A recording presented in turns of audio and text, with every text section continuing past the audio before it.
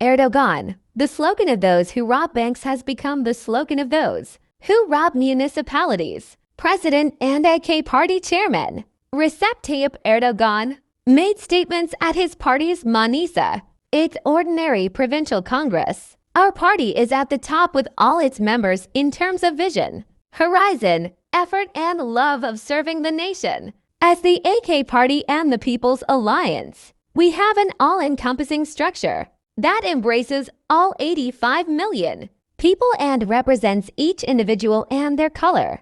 God willing, we will continue to strengthen this quality. It will not be destructive and exclusionary.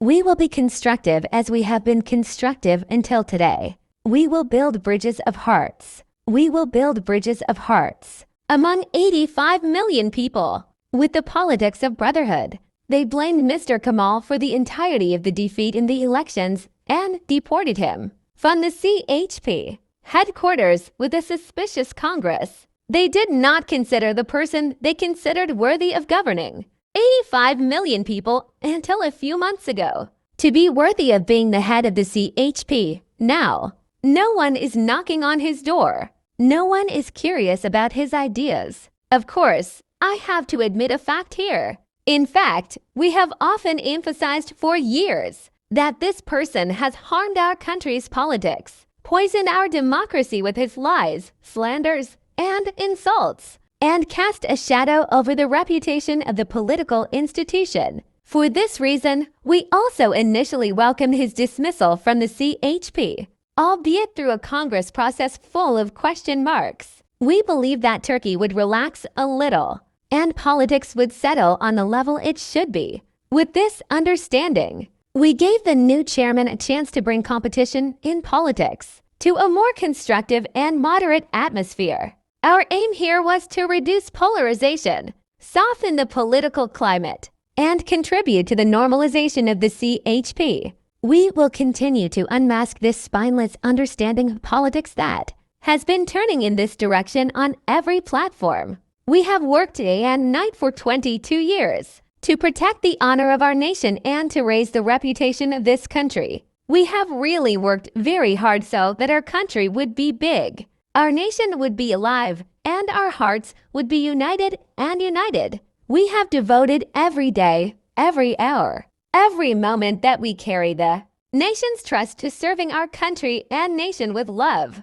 You know very well what we have encountered. They have put countless obstacles in front of us for 22 years, from coup to street terror. They tried everything they had at their disposal to prevent us from our path. They came at us with provocations. They came at us with terrorist organizations. They came at us with tutelage powers. They came at us by forcing the law, by violating the law.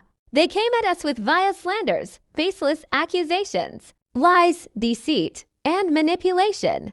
We did not say goodbye to any of them. We did not bow to fascism. We did not surrender to street terror. We did not step back in the face of tyranny. We did not cower in the face of injustice and unlawfulness. We protected the will of the nation, manifested at the ballot box at the cost of our lives, because we have sought to protect not personal interests, but the interests of the nation and the country. Because we have sought to serve our dear nation, we have only engaged in politics for this. With all his permission, we will never, ever compromise on this. As long as 85 million are with us, we will continue to strengthen our democracy and break the dirty hands that reach out to the great will of the nation.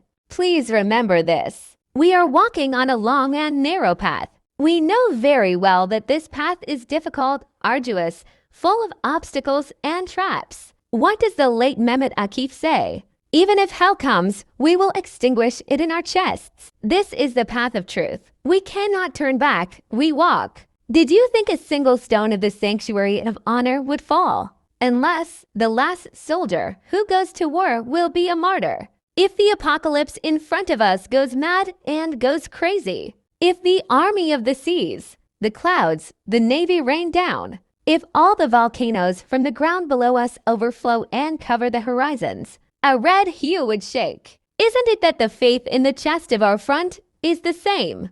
Joy is the same. Pain is the same. The purpose is the same. The conscience is the same. Isn't it that it hits a chest in the middle? It does not give up.